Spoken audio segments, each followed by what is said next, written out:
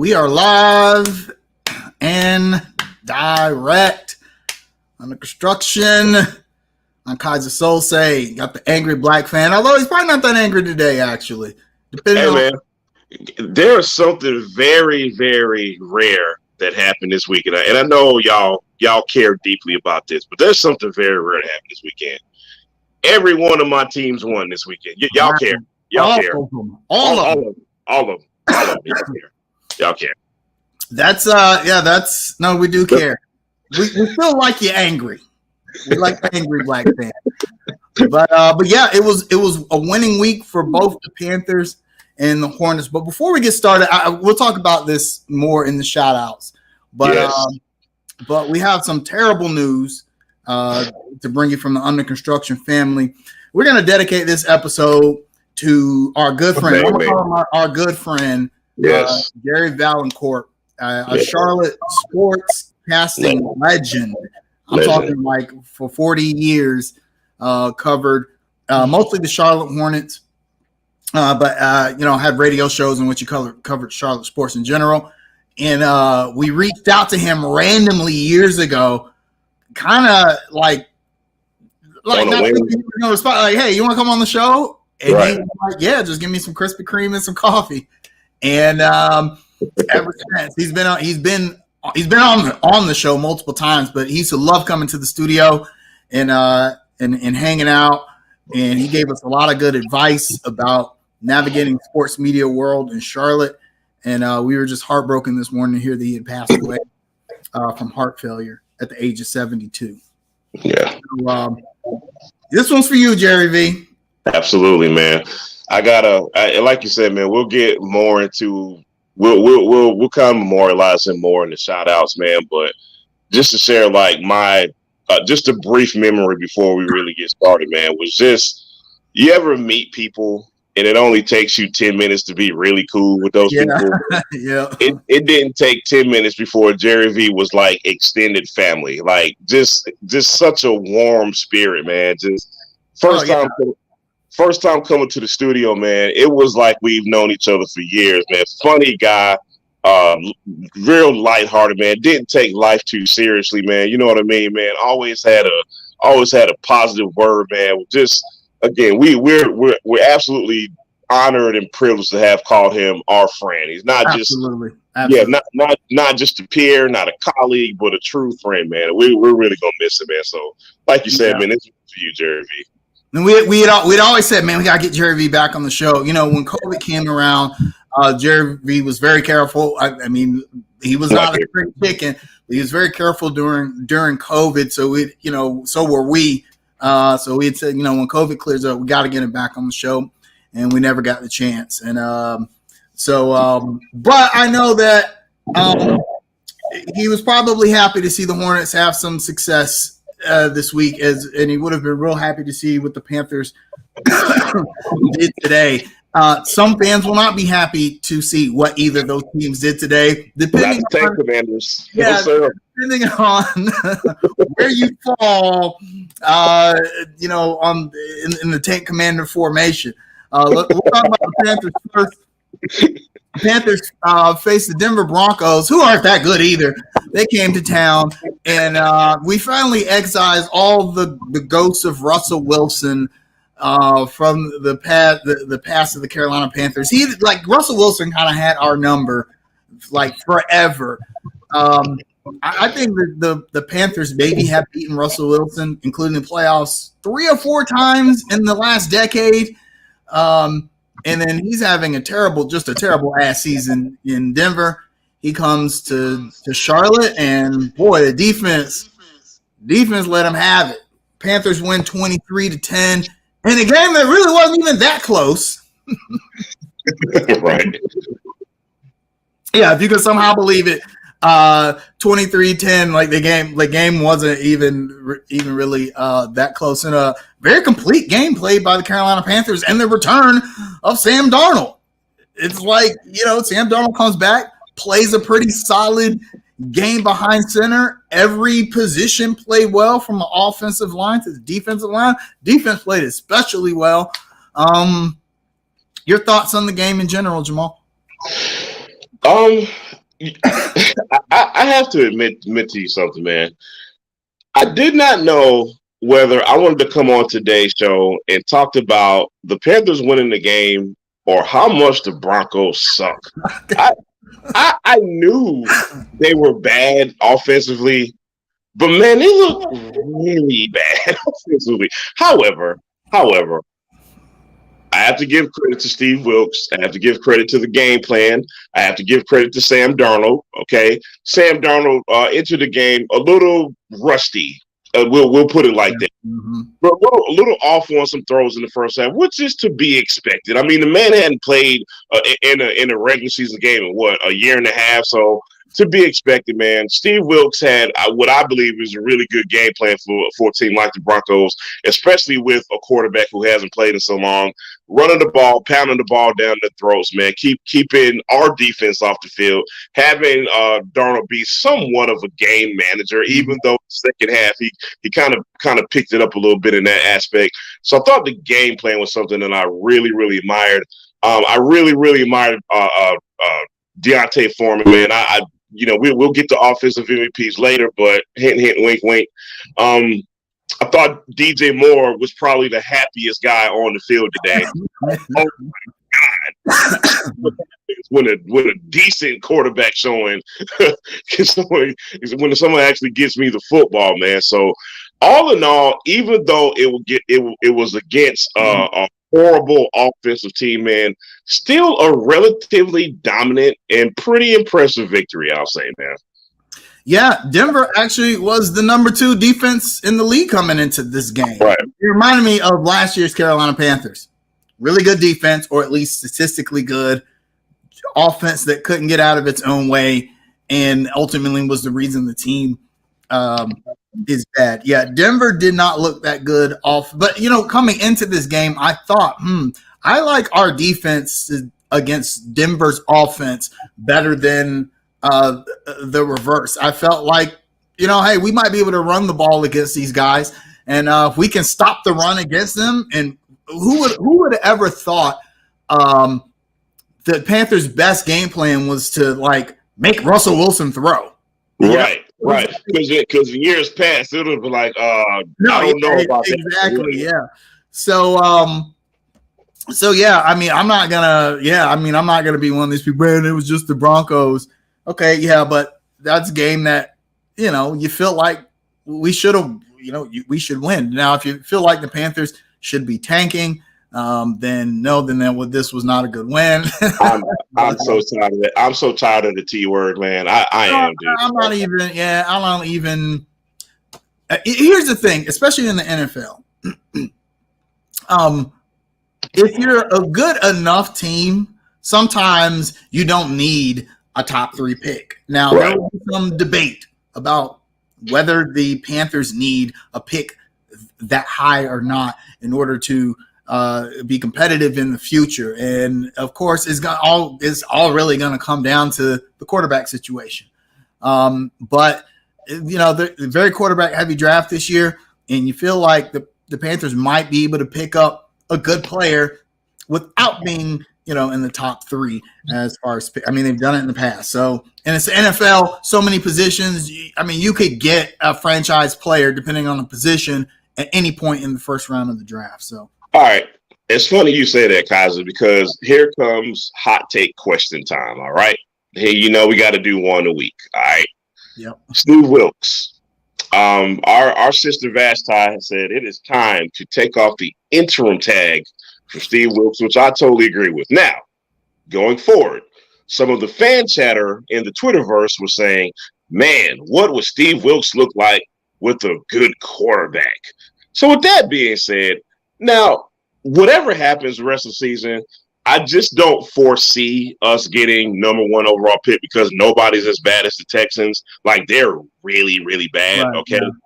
So, and slowly but surely, man, I'm not even sold. I don't even know if I'm 100% sold on CJ Stroud being the franchise quarterback. So with all that being said, quarterback may be still in flux going into next season. With that being said, man, if I'm Steve Wilks, do I still believe I can make this team a contender going into next season? And I guess the follow-up question is, if I'm David Tepper, judging from what I've seen, since Matt Rule got fired, is he my guy? Boy, this is tough because compound question. That was a lot, but I'm not going to sit here. As much as I like Steve Wilkes, and I'm glad that he's getting his chance to shine in his hometown, and he's doing relatively well. I'm not going to pretend like it's been like all roses since he's been the coach of the team. Right. Like, he's made some mistakes, some coaching mistakes. I'll always feel like it was a blunder to give PJ Walker as much rope as you gave him. Like, okay, he had a good game, and now he's your guy. Well, and the clock struck midnight on PJ Walker, and now here we back are at Sam Darnold. So I feel like that kind of tripped Steve Wilkes up. Having said that, I agree that the interim head coach tag, he's the coach now. Yeah. However, having said that, you gotta think Tepper's gonna do his due diligence in the offseason. I don't care what anyone says. Okay, Sean Payton, maybe he doesn't really want to coach the Panthers, but you wave enough money in his face, he'll come coach the Panthers. So, and we know that is a name that has been floated around the organization in the front office. I got to think Tepper's got us, and as much as I love Steve Wilkes, I mean, Sean Payton. Sean Payton is a proven NFL coach. Hey, let me cut you off, man. Look, when it comes to Sean Payton, man, I think we as fans, I think I'm speaking for a lot of fans. I want to win football games more than I want to hate Sean Payton. Right. I am tired of being irrelevant. I am tired of not going to playoff games. I'm tired of losing, man. My hatred will be put aside immediately if Sean Payton's in the running for this coaching job. But also, here's a scary thought I had during the game. What if all you need is a Sam Darnold? And by that I mean the defense looks really good. I'm gonna give Matt Rule this. I'll give him this because he's not with us anymore. He said he was gonna build a good defense, and they did. They came in and they built a really good defense. Watching those guys fly around the field, fly to the football, play with energy. That's a really good defense. The only real hole, I feel like the linebacker core is not up to Carolina Panther linebacker core standards, but otherwise, really good defense. And if you bolster that defense in the offseason to where you have a top 5 defense, which that defense could be, then do you really need a CJ Stroud? Do you really need, or we've seen it before. We've seen Baltimore do it. We've seen the Giants do it. The Denver Broncos team that beat the Panthers in the Super Bowl. I mean, they had the wheelchair Peyton Manning out there. And that defense was so historically good they won that Super Bowl. Right. Why can't we go that route? Okay. Steve Wilkes could be the guy for that. So let me tell you what I'm thinking, man. And here's something Marty Hurney was, you can either say he was famous for or infamous for, whatever one you think. All right. We get to the first round. They're going to pick whatever is the most talented guy on the board is. And now that's what I'm thinking. We don't quite have a full grasp on what Fitterer likes to do just yet. You know what I mean? But following Marty Hurney's former logic, Panthers management would go BPA on the board. Now, if it happens to be a CJ Stroud, or it happens to be the linebacker that me and you are both coveting, right? Who knows? You know what I mean? Now, do you trust a rookie, okay, to help you take that next step into playing what we ultimately want as competitive championship football? Do you trust that? I know your answer to that question, but the Panthers trust that enough? And I think that's going to be a big question going into this draft. But we're jumping way ahead of ourselves here. Yeah, there's still a lot to go. A lot of football left to be played as far as the draft goes. But it's going to be very difficult decision for the front office, whoever the real GM is. I don't even know who that is anymore. Maybe it's Fitterer now since Rule's gone. Maybe. Yeah. We'll see. Yeah. We'll see. As far as the game, really balanced performance here. Let's talk about the offensive side of the football. Sam Darnold was 11 for 19, only threw 19 times, but for 164 yards, one touchdown. He was not sacked the entire game, which is bizarre. Big. Yeah. Right. Not used to that. Yeah. A 103.8 quarterback rating. And he had a beautiful throw to DJ Moore. Man, I mean, he had a lot of good throws downfield. Yep. He looked pretty good. So that begs the question: does all this dude need is an offensive line? Yeah, Kaza, I think we have seen enough proof going back to when Sam Darnold was a full-time starter. I think we've seen enough proof that it's pretty easy to surmise as long as Darnold has a good offensive line, then he's a good NFL quarterback. And if the offensive line struggles, he struggles. We've seen it enough to come to that conclusion. Today, the offensive line played. This may have been the offensive line's best game this year. It may have been, considering how good the Broncos defense is, and considering that Foreman and Hubbard both had good games on the ground today. Considering Sam Darnold was not sacked today, hey man, hats off go to the offensive line today, man. Now, with that being said, I just wonder, Wilkes, he loves him some PJ. So I just wonder, man, are we going to get that announcement next week? Like, hey, PJ's still my starter. Or if you look at this today and you look at such a beautifully executed game plan without any mistakes, let me put that in bold letters. Without any mistakes by Darnold. Well, I just wonder what Wilkes is going to do, man. He had one mistake. The whole time I'm watching this game, I'm like, this game is dumb. This is just dumb. And then that happened, and I was like, yeah, this game is dumb. So for those wondering what we're talking about, the mistake Kaz is referencing is the fumble touchdown by Sam Darnold, which McAdoo calls a run read option for Sam Darnold at the goal line. You can do what Cam can do. I don't. Oh, Jesus Christ! Matt Rule must have been somewhere nearby, man.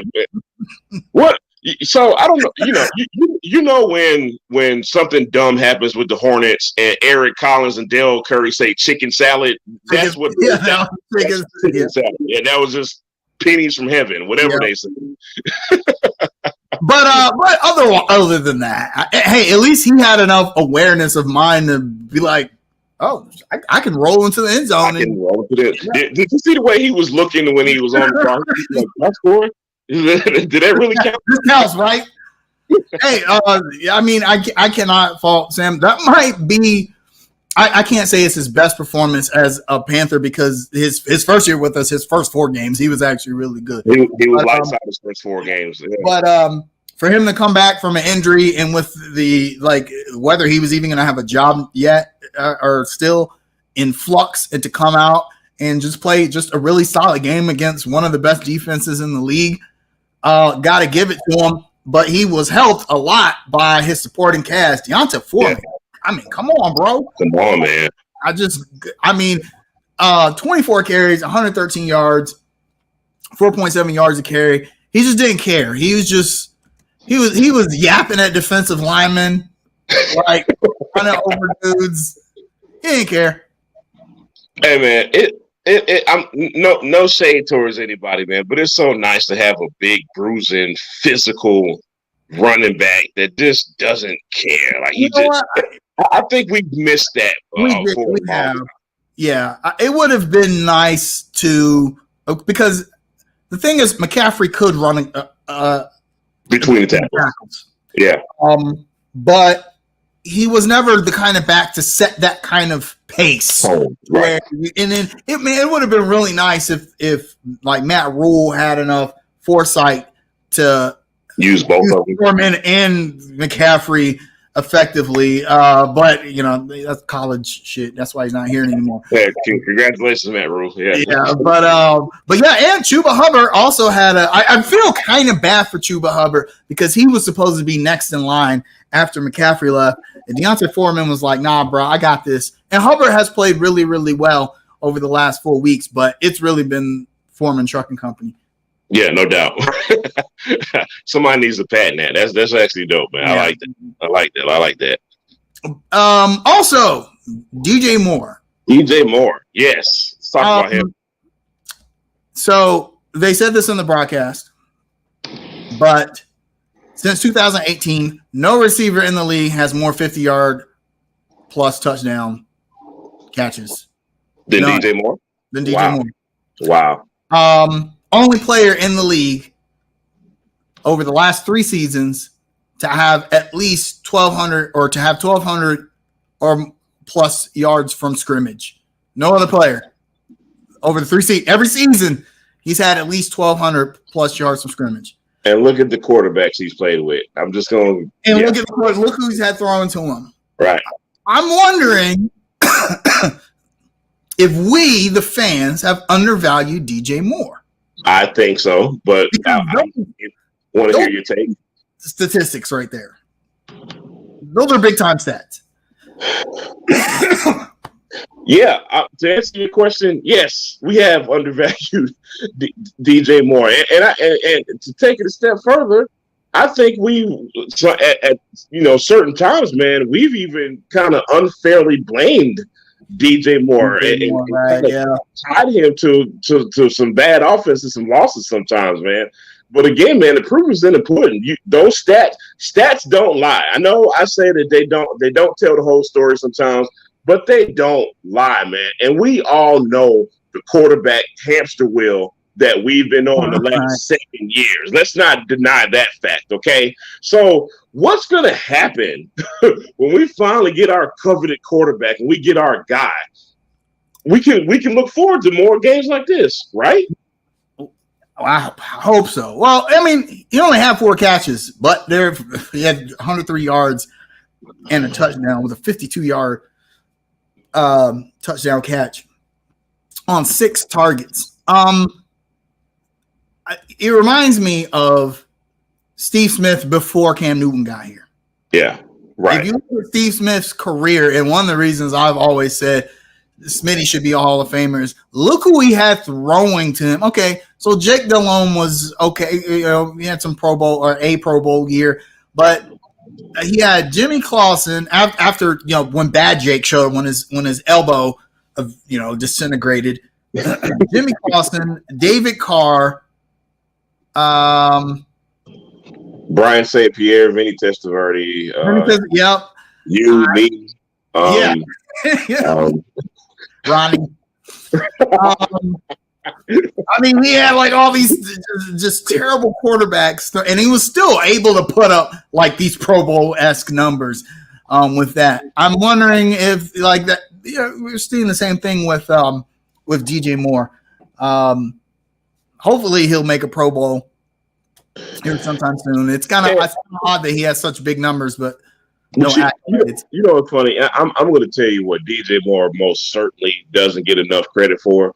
That is maintaining professionalism. Because man, we've lived in an era where there are full of what's the word I'm looking for? Diva wide receivers who, if they're not catching 100 balls a year, I'm out of here, man. You know what I mean? If I should be getting paid more than this guy, blah, blah, blah. DJ Moore has kept it professional his whole way here, man. He's just one about his business.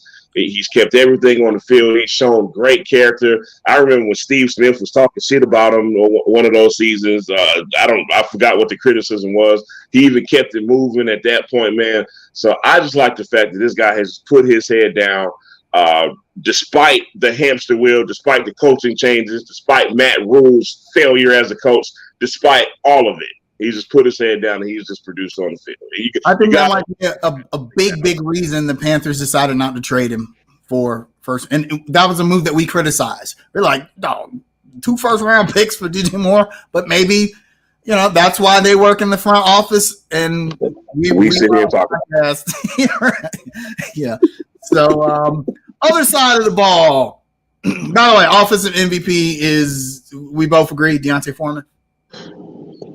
Deontay Foreman, DJ Moore, Deontay Foreman, DJ Moore.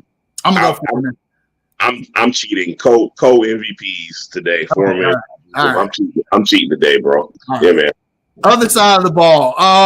Defense looked really good against an offense that wasn't that good anyway, but that's what you want to see from your defense. Right. We saw a huge game from Brian Burns, in which he had 2 sacks, tackle for a loss, a pass defendant, and 3 quarterback hits. He was all over the place today. The defensive line in general was all over the place. It feels really good to look out and see like all of our best defensive players out there together, healthy. Chin, J.C. Horn, Luvu, Shaq Thompson, Brian Burns, Derek Brown. And then I think that kind of makes even C.J. Henderson had a pretty decent game today. Of course, he had to give up the 1 touchdown, but outside of that, he had a good. Okay, hold on. Actually, let me time out real quick. If you down 20 points and you score a dubious ass touchdown, don't be what you celebrating for? Hey, but Kaiser, my counter argument to that is, if you ain't scored a touchdown, of course you're gonna celebrate, right? Because you're not used to scoring. But it's like, dog, y'all was down 23-3, and they scored a touchdown. The first one they got wiped off the board with 5:07 left, and they was like, yeah! I was like, dog. It took them 8 tries. It's funny. That first touchdown got wiped off the board at 5:07.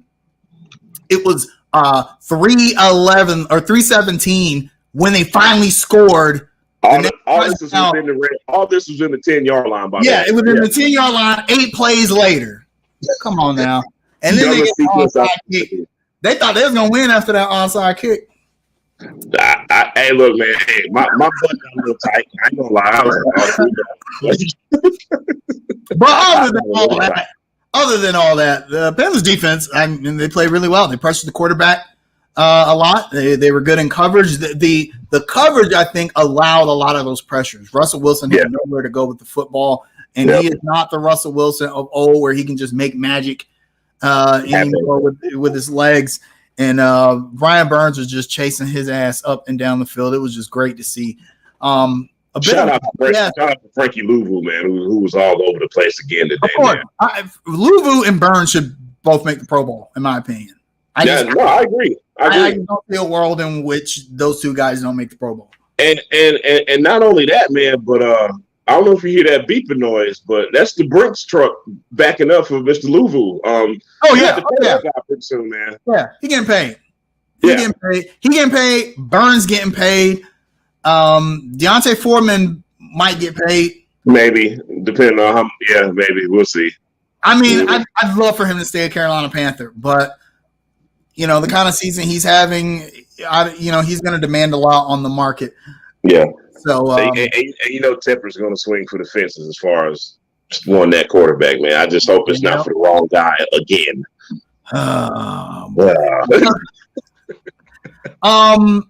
Defensive MVP. Burns. Gotta go Burns, man. He made the most impactful plays. Absolutely.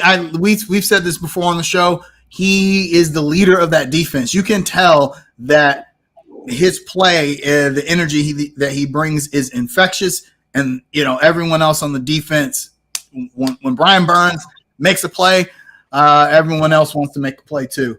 Absolutely. Hey, man, shout out. Hey, man, football shout out to Eddie Pinheiro, man. Ever since that disaster in Atlanta, he's responded, man. And I got to really, really give props to Steve Wilkes, because if you heard, Steve Wilkes actually made Pinheiro the captain after that disaster to kind of show him, like, hey, man, we're still your brothers. We haven't jumped off your boat. We don't want to fight you like the fans do. You know what I mean? Right. I'm still not blaming that loss on Pinheiro.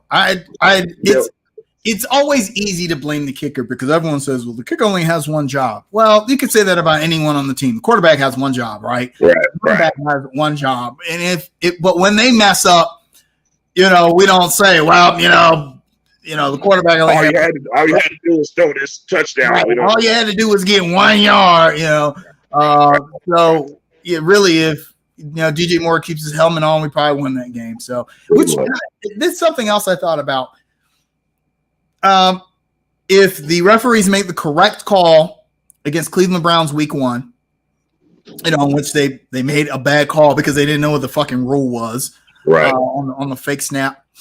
And if that weird thing in Atlanta hadn't happened, right, the Panthers would be winning the division. What kind of crazy world?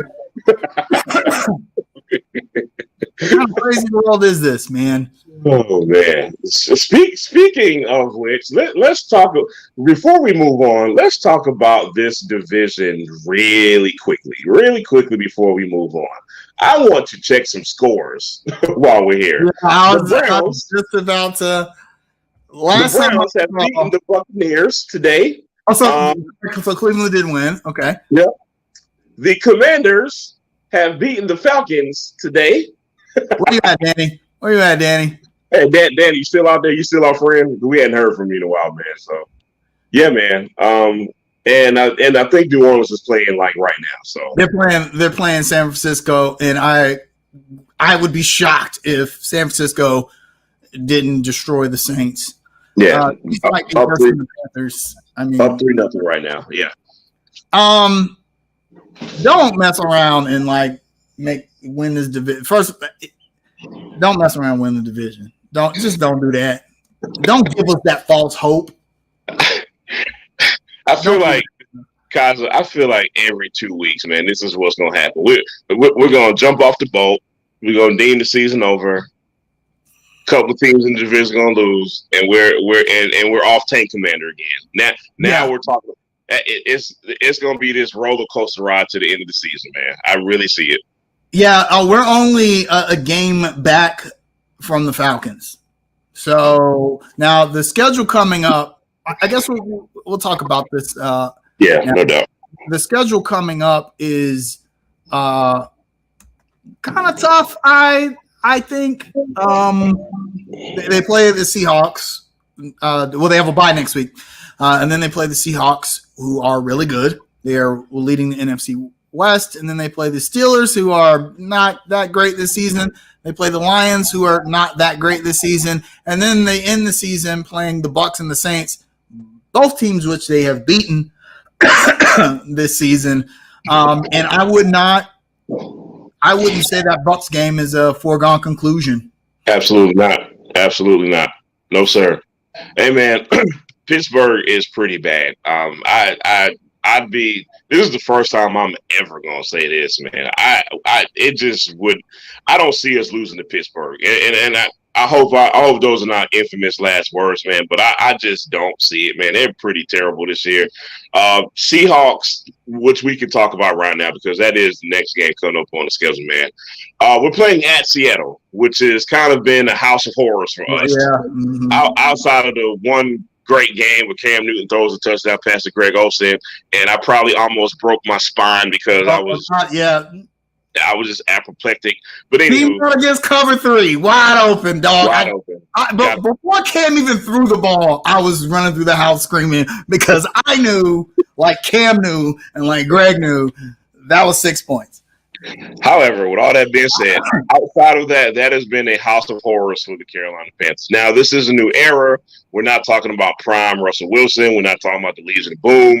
Okay, we are still talking about a very good football team who is very hard to beat at home, man. So I think, my personal opinion, with those remaining games left, I actually think that is the biggest test. We mess around and win that one, then we really can start talking about the division, in my opinion, man. So we'll see. We'll see how that works. Yeah, I'm not gonna pick them to beat Seattle because I just don't think they will. The Seahawks are just a better team, and like you said, you got to travel all the way across the country to play in that loud ass place. Yeah. Nobody likes playing there. That's just a tough win. But even if you lose that, I mean, your final 4 games are against teams with losing records. You could flip a coin as far as I'm concerned. And no doubt. If the Panthers even go 3-1 in that last 4, it's possible that not only that they could sneak into the playoffs, but that they could win the division. That's dumb.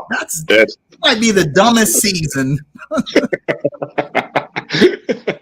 I don't know. I think, would it be dumber than the year we won the division 7?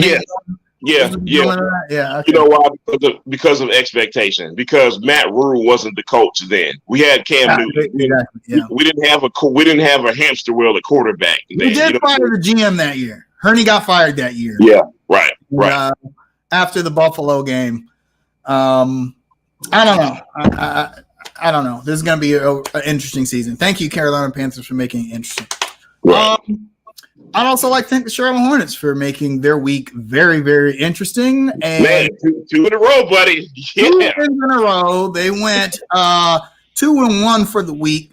They lost a close one in Washington, and then 2 straight home games against a beat-up 76ers team, and then a healthy Timberwolves team, in which that was really the surprising win. The 76ers win actually didn't surprise me all that much because it's like, okay, y'all are playing against, no Harden, no Maxey, no Embiid. Right. That's even as far as I'm concerned, okay? You should win that at home or at least be competitive, and they did. But the Minnesota Timberwolves are a bit of an enigma this season. Like on paper, they should be one of the top teams in the West. Right. But they barely look like a play-in team. And you know, like I know, basketball don't win on paper, buddy. We've seen that so many times. Yeah. And the Timberwolves have not won in Charlotte in like 6 years. It didn't – that win didn't surprise me all that much, but the way they won is what surprised me. Yeah. Yeah, I agree with that, man. Again, you look at it on paper, man. Gobert, Towns, Edwards, Russell, they got scoring everywhere, and where our inability, our inconsistency, I should say, on the defensive side of the floor. So that game scared me going into it for that reason. However, listen. I'm trying my best not to get excited. But, man, we may have found this revelation coming off the bench, buddy. Don't say it. Don't say it. Ooh. All right. So, Steve, we don't know how to develop players. The G League, sending guys in G League don't make them any better. Steve Clifford, who has what is the word I'm looking for? Who has the narrative behind Steve Clifford is, oh my God, he hates rookies. He hates young players. He hates to play the young guys. Blah, blah, blah, blah, blah, blah, blah, blah, blah. All right. The light bulb went off to Steve Clifford. He said, you know what? JT Thor, I really hope you like Greensboro. Kai Jones, step on up, buddy. Let's see what you can do doing, 10 to 15 minutes a game. Mm-hmm. Kaiser, that 10 to 15 minutes turned into 26 minutes against the Minnesota Timberwolves. And in those 26 minutes, sir, I'm not even going to read you stats because the stats don't matter with Kai Jones right now. But in those 26 minutes, the impact that this young man is making on the floor, it is mind-blowing, okay? We're talking about a 6'11", freakishly athletic guy who made Karl Anthony Towns' life miserable when he was in the game, dude. Karl Anthony Towns. They were going at him, too. They were going at Kai Jones, yep. He was going at him, barking at him, talking shit. Karl Anthony Towns couldn't make a shot. Kaiser, man, I'm trying my best to hold excitement. But everything that me and you said on draft night, it is coming to – We were real excited about Kai Jones on draft night. I was like ecstatic. I was like, that's it. We found our guy, right? And he wasn't able to come in and make an immediate impact because he was so raw. He's still raw, and he's still raw. But I think that clearly, like, I like want to like show tapes of Kai Jones to like little kids and say, see, if you work hard and don't give up and don't feel like you're entitled to everything, your opportunity will come. Stay ready. Right. Because what Kai Jones did, he went. And let me cut you off. That is the true mark of being a professional, and that is something young kids struggle with all the time. But go ahead, man. I mean, cut you off. Compare Kai Jones to Christian Woods, someone who Hornets fans. Oh man, we fumbled that. Christian Woods was essentially in the same situation that Kai Jones was. He was a draft pick, a lot of potential. The Hornets absolutely loved him. He was too raw for the league. They kept sending him to Greensboro. He didn't want to be there. They even asked him to do a private film session with Michael Jordan. That's how high the Hornets thought about Christian Wood. They asked, and then he, by his own admission, years later, stated that he didn't want to hear that. He didn't want to hear anything Michael Jordan had to say because he felt like he was ready to play in the NBA right then and there. He was not. You know how crazy that sounds. You know how dumb that sounds, and even Christian Wood to this day realizes, that was probably stupid of me to do that. But that's part of learning. But Kai Jones, breath of fresh air, when asked last season about going to the G League, he spoke highly of the experience. Like I like going to the G League. Helps me stay ready to, it's just refreshing to hear a player know that, hey, okay, I'm not ready. I've got to work hard and stay ready. And then he works hard and stay ready. And then we knew it because JT Thor, dog, I don't know what happened to JT Thor. He got too comfortable. But and then Clippers like, all right, sit your ass down. Kai Jones, let's go. But Kaza, there was a moment, and I'm speaking specifically of the Timberwolves game. All right. There was a moment in this game, man, where I damn near shed a tear, bro. I damn near just got emotional watching this game because it wasn't just Kai Jones. It was Teo Maladon. And damn it, it was James Bouknight. The kids, there was a moment in the third quarter where Steve Clifford went to Maladon, Jones, Bouknight, I believe Oubre, and I believe McDaniels. If I'm remembering correctly, somebody can correct me if I'm wrong. But I know for a fact Jones, Bouknight, Maladon were the three youngins in the game at that point. At that particular juncture in the game, I'm looking at this, and we're up 14 at this point. Those kids build the lead up to 14. And the fans are like, Clifford, don't take these kids out, man. Like, we got momentum. You understand what I'm saying? The starters come back and damn near blow the lead. The lead's cut to 3.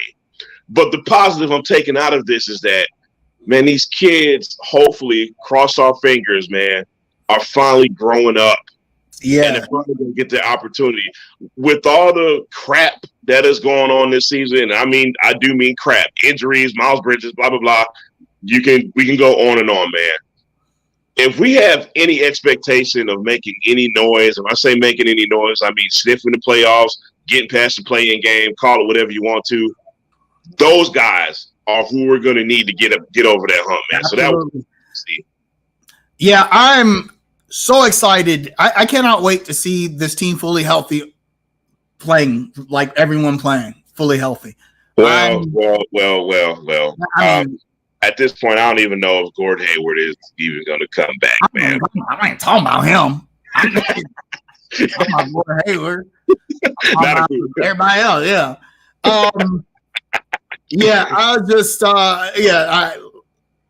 I feel like the team as it's constructed, talent-wise, is going to be okay.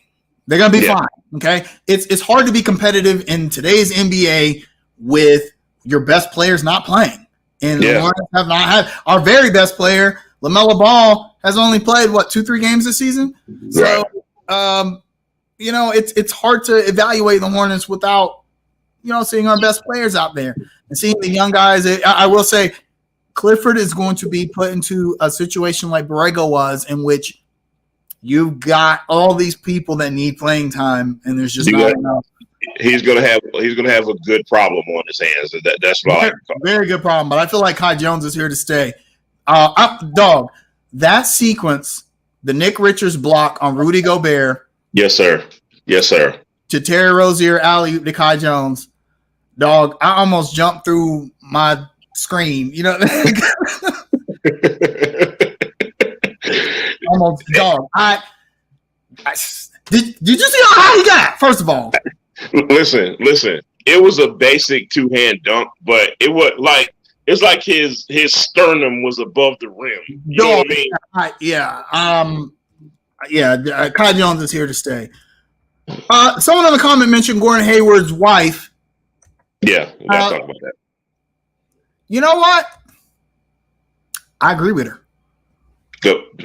What you feeling? Expound. You can't have a team with this many injuries and just be like, well, shit happens.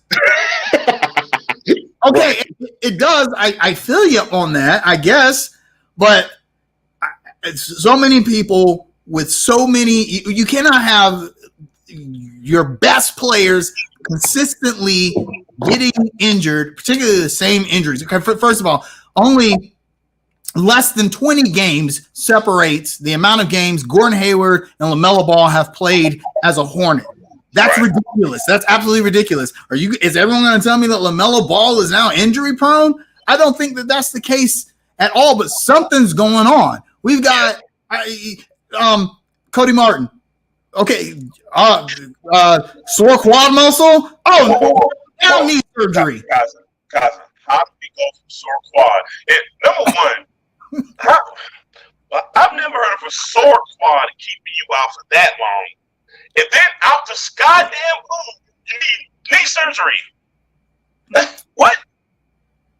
But to your point, the Gordon Hayward situation, man, originally reported as a shoulder contusion. Okay, and then you had people like me who was like, well, damn, man, how much does a shoulder contusion need, man? Why are you out this long with the contusion? That's just a bruise. Come to find out, it's a fracture. That's right. Yeah. What the hell is going on with the Hornets and reporting injuries, man? So, so there's our good friend JG. I was talking to him about this. The Hornets chief trainer,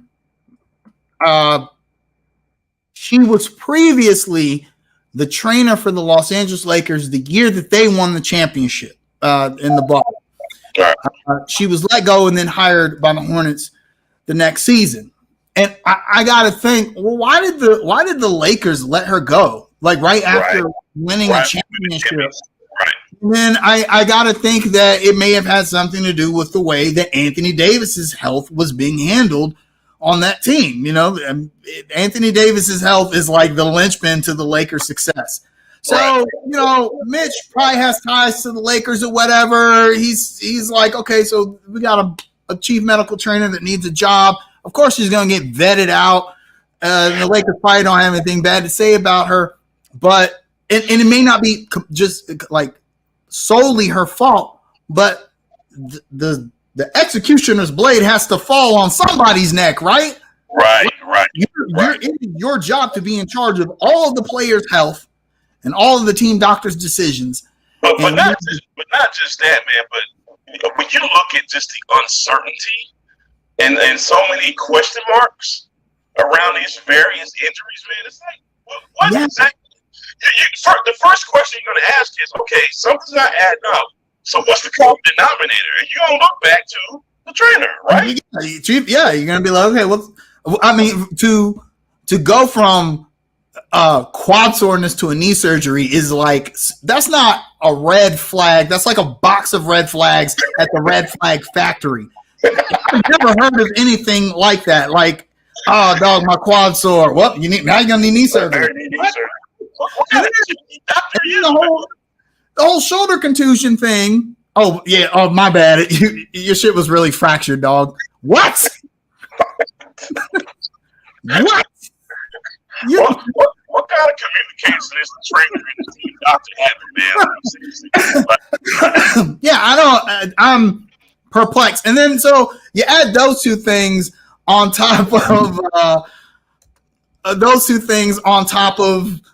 just the plethora of just seemingly random injuries. And I understand that random injuries happen. Guys twist their ankles all the time. But I also don't see guys missing like 20 games a season for like a twisted ankle. Right. Especially not star players. I understand you want to protect them to some point, but sometimes it appears that these diagnoses are wrong. Hey, Kaza, real quickly, man. I saw an interesting tweet, man, and for old people like me and you may remember this player, man, Olden Polynese. He was playing for the Supersonics amongst other teams.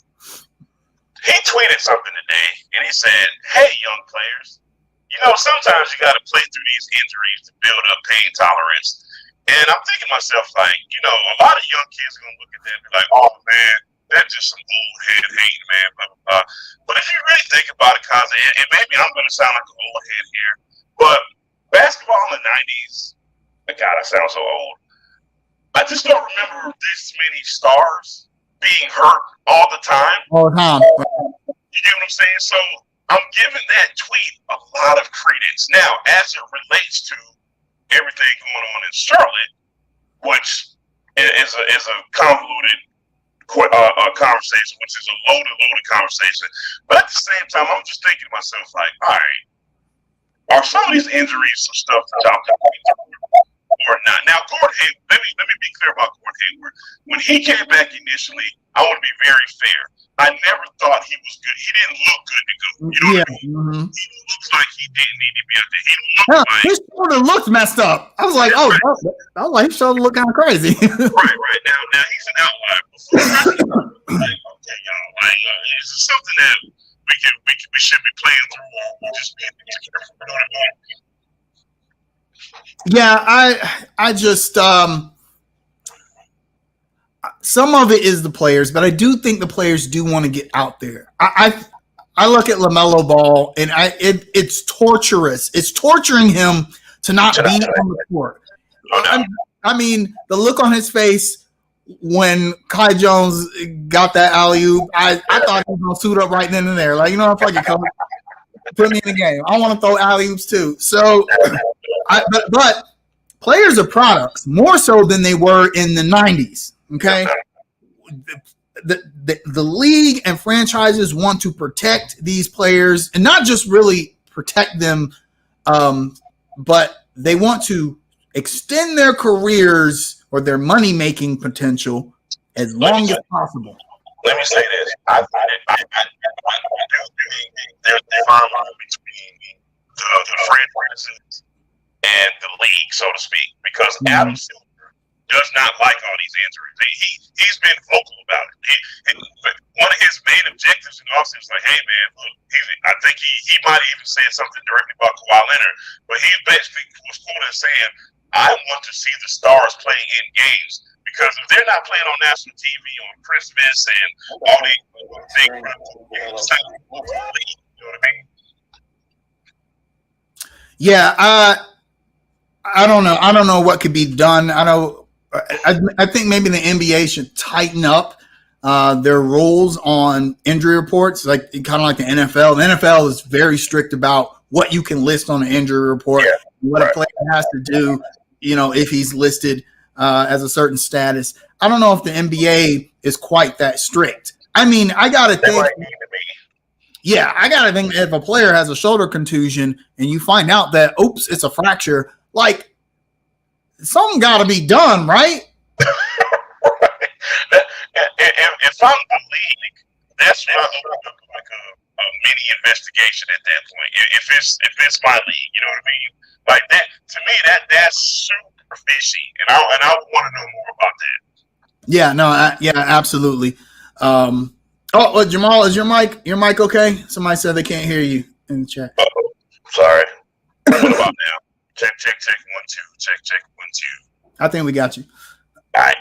One thing I want to talk about real quick is our center rotation.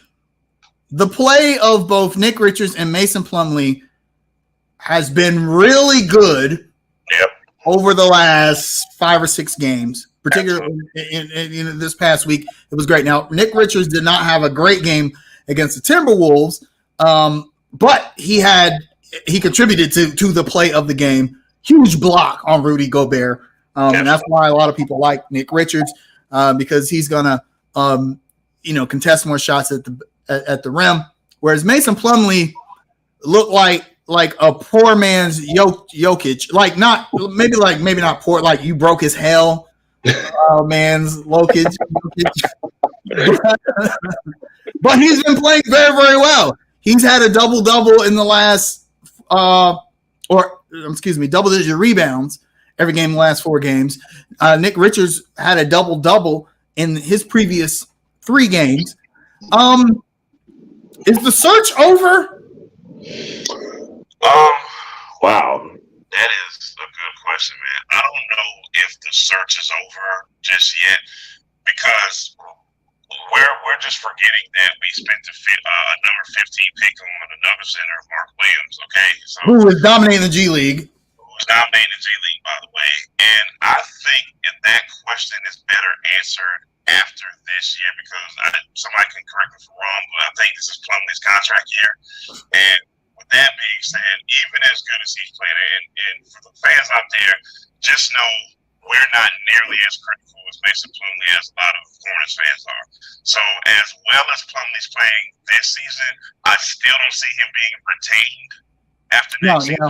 You know what I mean? Because I think the organization is like, all right, Richards is ready.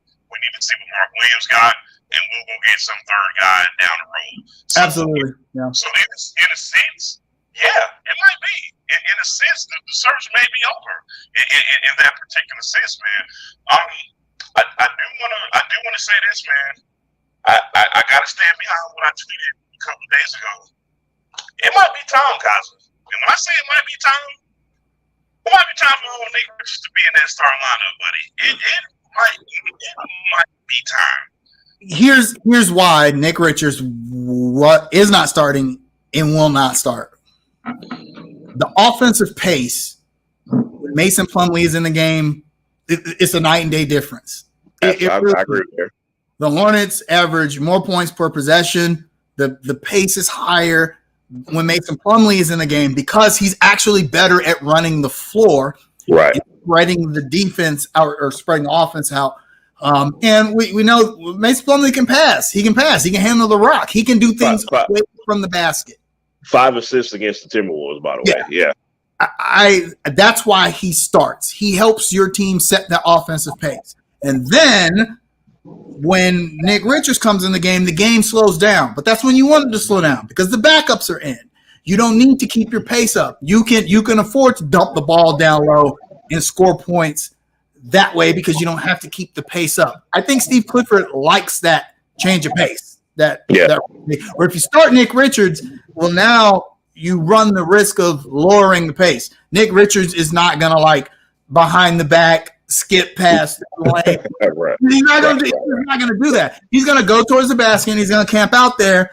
And essentially, if you're not transition, now you're running a half court offense with Nick Richards, which is not really the identity of the Charlotte Hornets. And I will say this, man. Plumlee, being so highly functional in offense is that much more important when you don't have a point guard. And I don't want to hear Terry Rozier as a point guard. I'm not here for it. He's not a point guard. Don't want to hear it. So if you quote unquote don't have your real point guard out there, the Mason Plumlee is just going to be that much more important, man. Yeah, absolutely. Actually, I'm still on the start Mark Williams bandwagon. I'm not on it. I'm driving it. If y'all want to join me now, get the applications in. It's real early, Kazi. You sure about that, buddy? I don't see, as well as Nick Richards and Mason Plumlee are playing, are they doing anything that you think that Mark Williams couldn't right now? Probably not. Right now, block shots, get rebounds, dunk on people. Hello? Hello? Again, this picture will become a lot more clear after Plumlee's gone this year. Absolutely. It wouldn't even surprise me as if he got traded before the trade deadline. And I got to respond to a comment in the chat real quick. QC86, you have not seen me on any dates this month, buddy. Hey, that is not in the budget. I don't know what you're talking about, man. Yeah, it's too close to Christmas. I ain't trying to buy nobody gifts. What's wrong with you? Gotta wait till after the new year. All right, man. Let's see. What the schedule coming up is very interesting for the Charlotte Hornets in that. Let me. My scheduling page went away. I can tell you, we got Boston Monday, and oddly enough, we don't play until that Friday. And I'm pulling my schedule up as we speak. Okay, man. Yeah. So we play Boston, then we have the next few days off, then Washington and Milwaukee. Ooh, now that's so. It's brutal. All the goodwill of this past week might be wiped out by the time you guys see us again. I can't pick them to win any of those games. Washington maybe, but Washington is a better team. And they've beat us twice already this season. They have. So I certainly don't think we beat the Bucks. It's going to depend on if LaMelo Ball comes back or not, but we'll probably find out that his sprained ankle is like a torn Achilles. Right. It'll be like a torn elbow or something. Like, dog, you said it was ankle. What the hell? LaMelo Ball's gonna need back surgery and out. What? What? It's his ankle. I don't.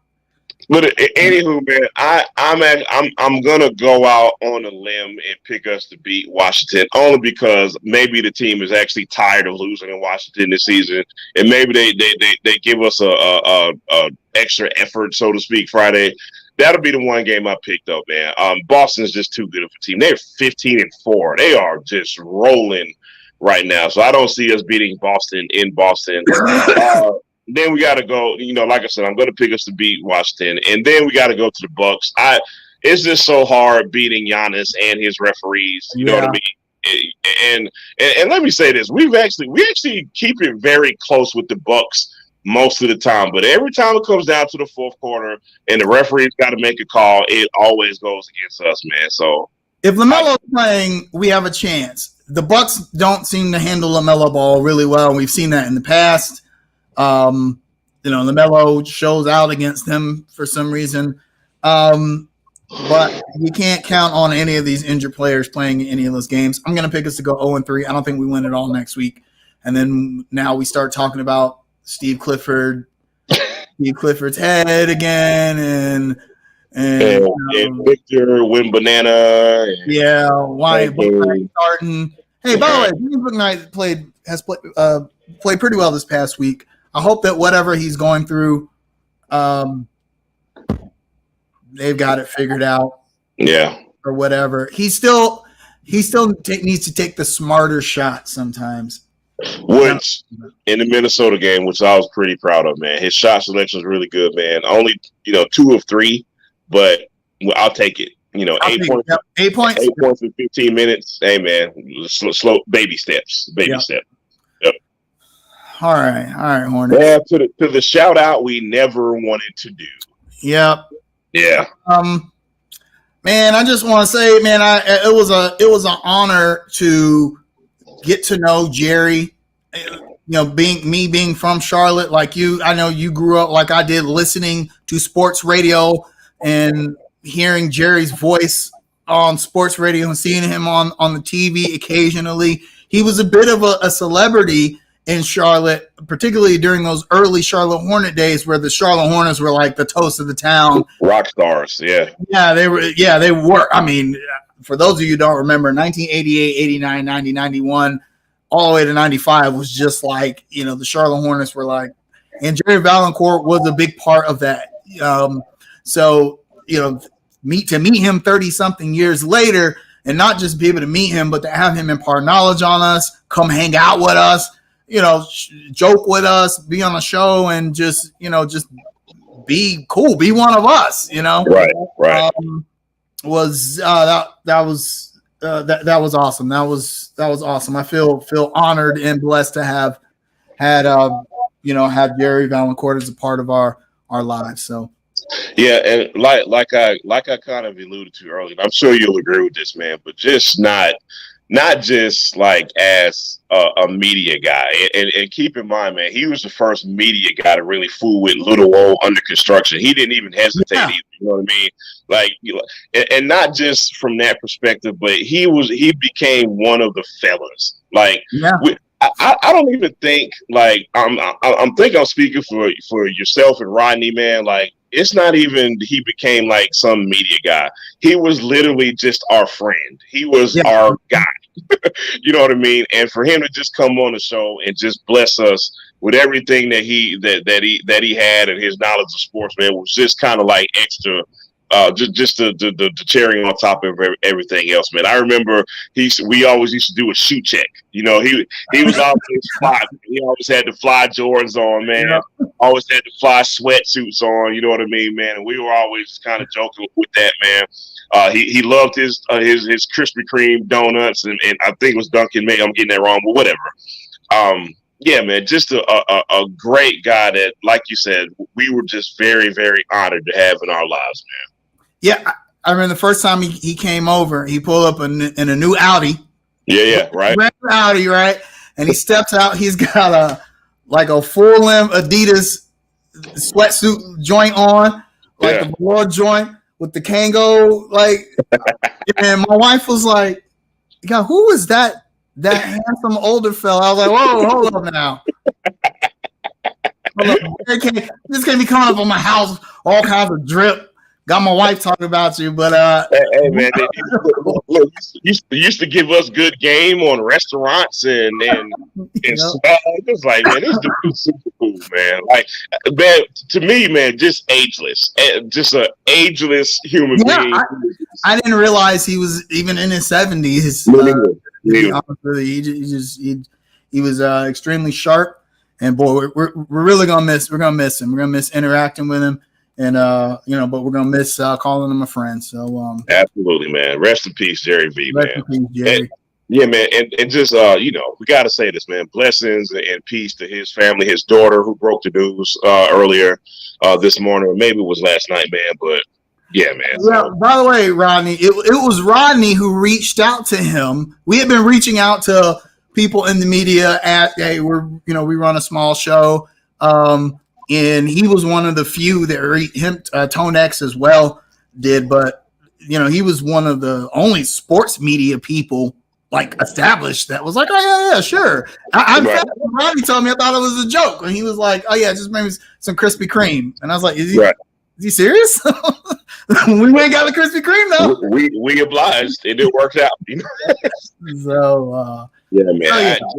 A big man, a huge hole in just Charlotte media market, man. Yeah, man. So we're gonna miss the guy, man, immensely. Absolutely, bro. And that brings me to my last point, you guys. We had talked, like I said at the beginning of the show, we had talked so many times about, man, we gotta get Gerry V back on the show, and we never got the chance.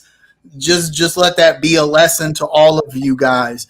Doing things, do it, because you never know when your last day might be. So go hug your loved ones. Hopefully y'all had a great Thanksgiving, and you guys will have a great week. Enjoy that Panthers win, and go back and rewatch the Hornets wins, because ain't no wins coming next week, baby. Ain't no wins coming next week. But as long as Kai Jones get a bunch of minutes, I don't care, right? And as long as we lose in fly fashion, man, I'll take that. That's right. That's right.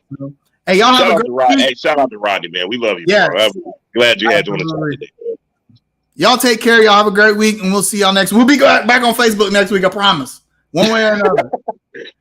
Mark Zuckerberg hating. Peace, y'all. He's super hating. Bye, y'all. Peace.